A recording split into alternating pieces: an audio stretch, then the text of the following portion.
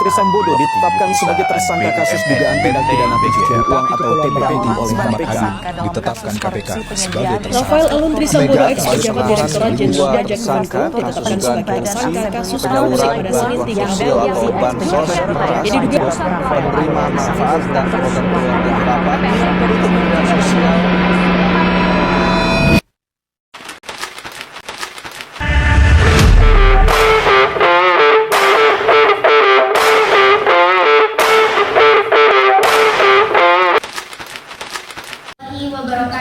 Waalaikumsalam warahmatullahi wabarakatuh.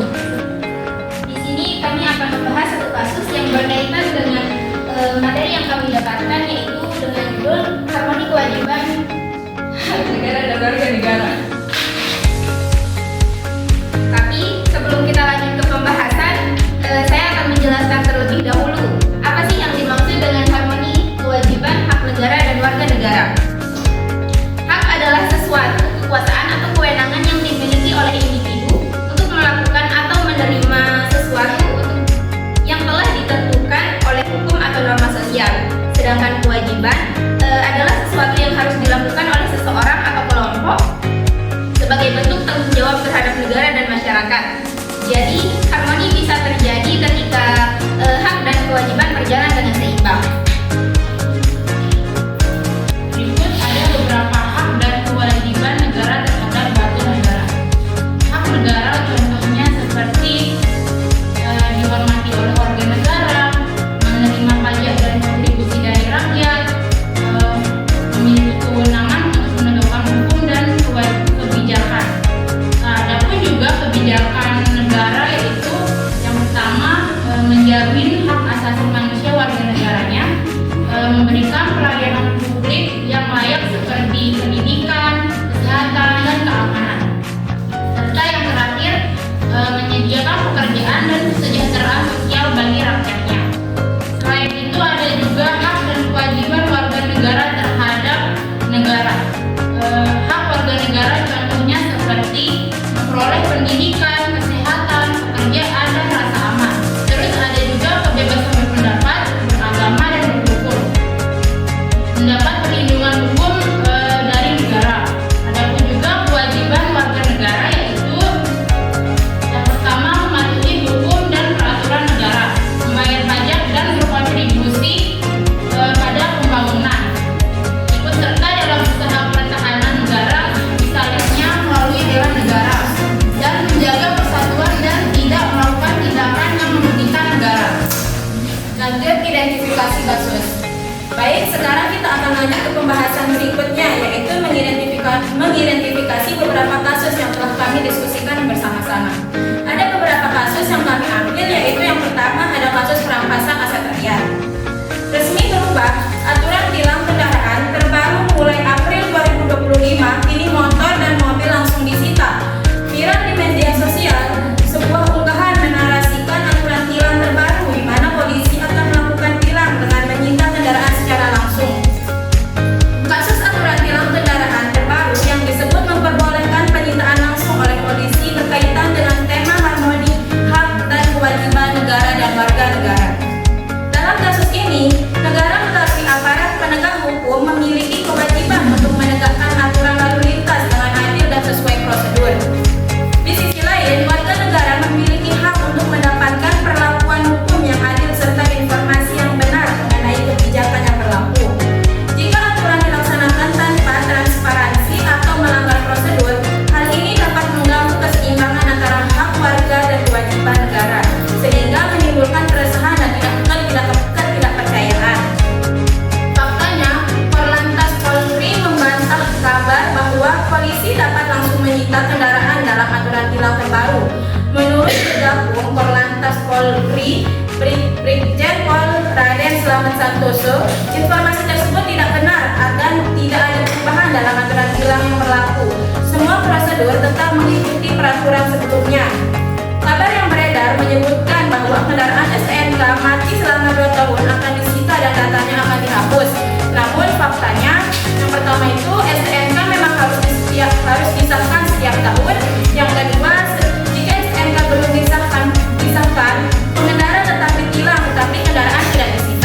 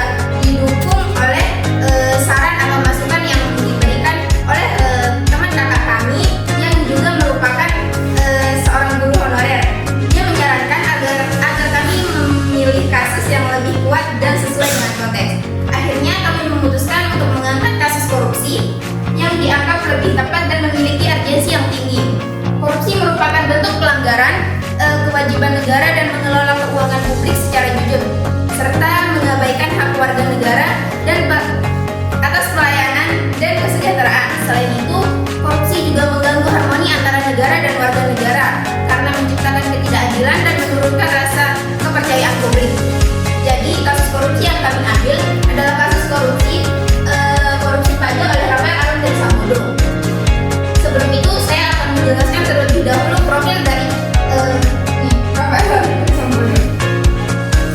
Rafael Alun Trisambodo adalah seorang mantan pejabat Direktorat Negara L3 yang terakhir menjabat sebagai Kepala Bagian Umum Kantor Wilayah Direktorat Jenderal Pajak Jakarta Selatan. Ia lahir pada 11 Agustus 1967 di Yogyakarta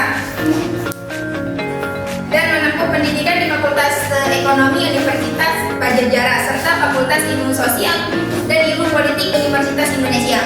Karirnya di Kementerian Keuangan dimulai sejak 2013 dan terus menanjak hingga akhirnya menjabat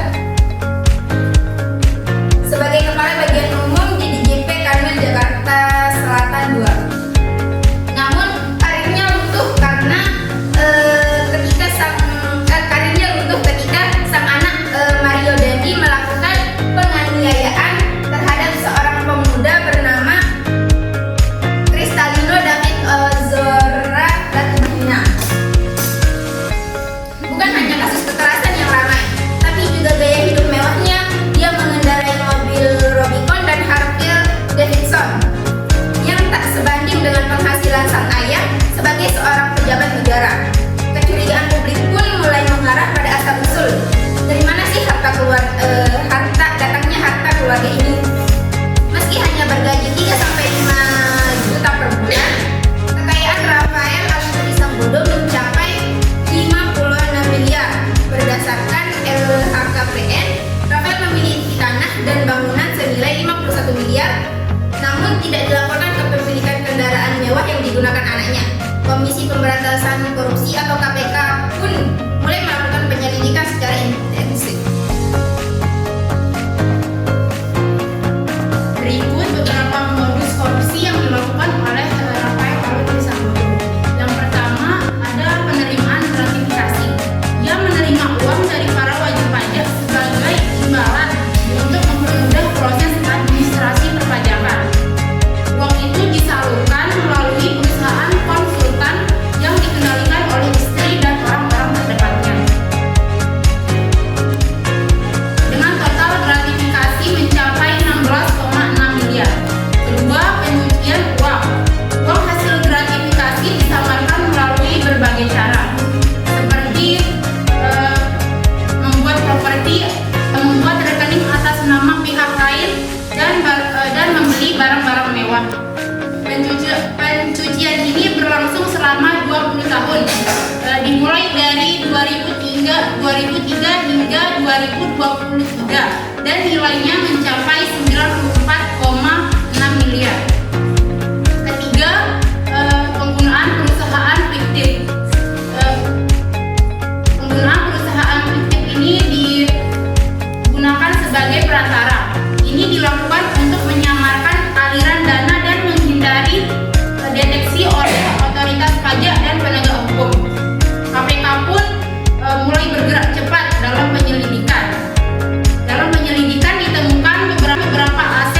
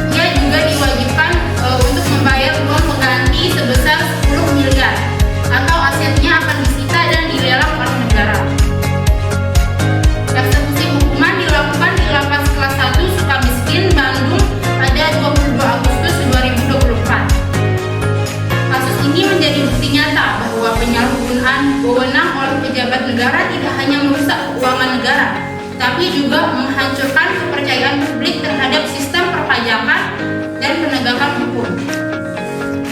Dalam wawancara yang kami lakukan dengan beberapa narasumber seperti seorang guru SD, mahasiswa, dan seorang pedagang di pasar, kami menanyakan tanggapan mereka terkait kasus korupsi pajak yang melibatkan Rafael Alun Trisambodo itu.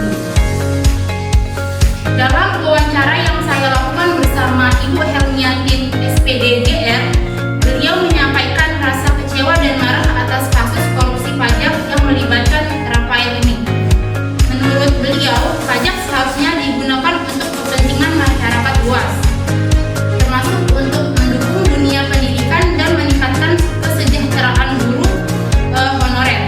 Namun kenyataannya justru disalahgunakan oleh pejabat yang tidak bertanggung jawab. Kasus ini menurut Ibu Helmiatin menunjukkan bahwa masih banyak celah dalam pengawasan keuangan negara yang perlu segera dibenahi. Lebih lanjut lagi, ketika ditanyai mengenai langkah apa yang sebaiknya diambil pemerintah agar kejadian serupa tidak terulang, beliau menekankan pentingnya memperketat pengawasan terhadap pejabat pajak serta meningkatkan transparansi dalam sistem perpajakan.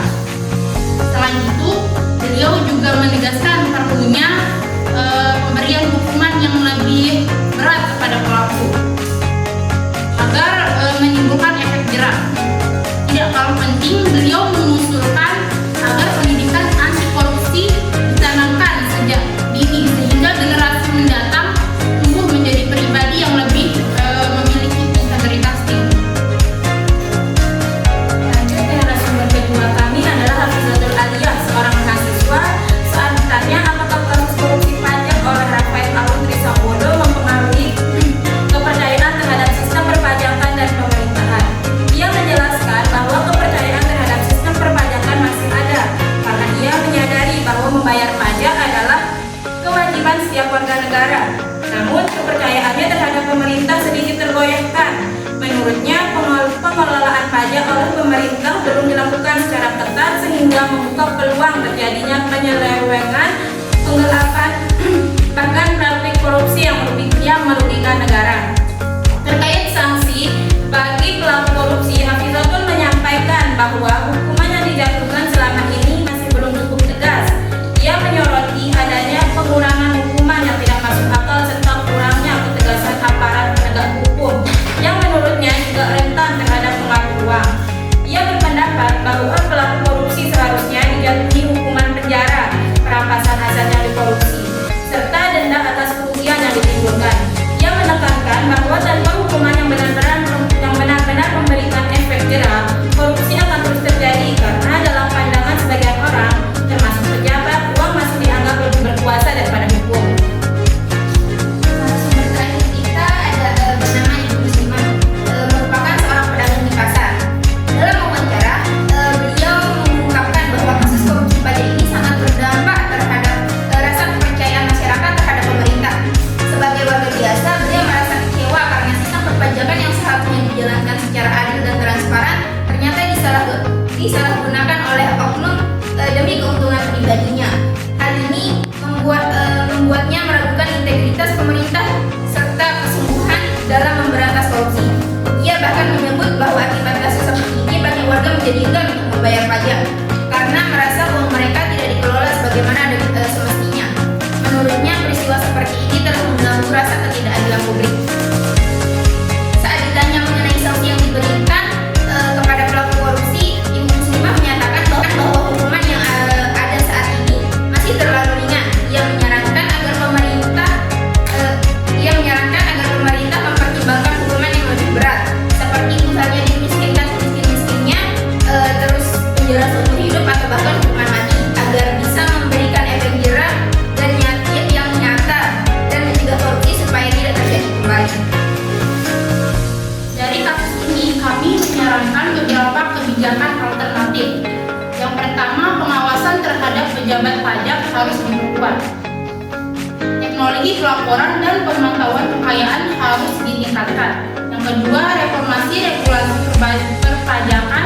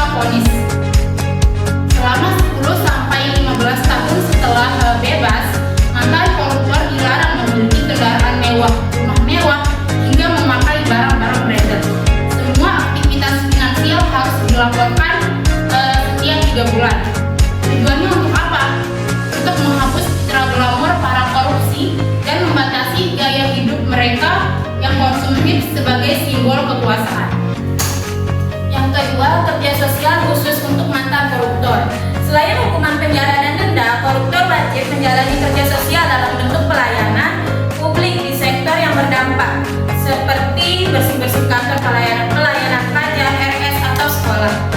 Biar mereka tahu rasanya membangun dari bawah, bukan cuma menguras dari atas. Jadi, pendidikan anti korupsi dan koruptor. Mantan koruptor mungkin wajib menjadi narasumber tetap di sekolah, kampus, dan pelatihan ASN untuk menjelaskan bagaimana mereka tergoda, bagaimana sistem bisa dimanipulasi, atau bagaimana akhirnya mereka dihukum, sehingga pelaku akan menjadikan pelajaran hidup mereka secara langsung yang tidak bisa mereka temukan di buku. Mungkin sekian penjelasan dari ini, jika kurang jelas ada yang ingin bertanya.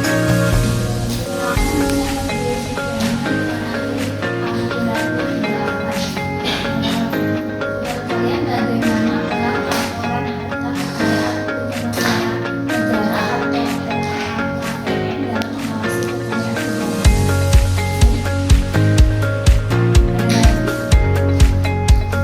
Assalamualaikum warahmatullahi wabarakatuh. Waalaikumsalam warahmatullahi wabarakatuh.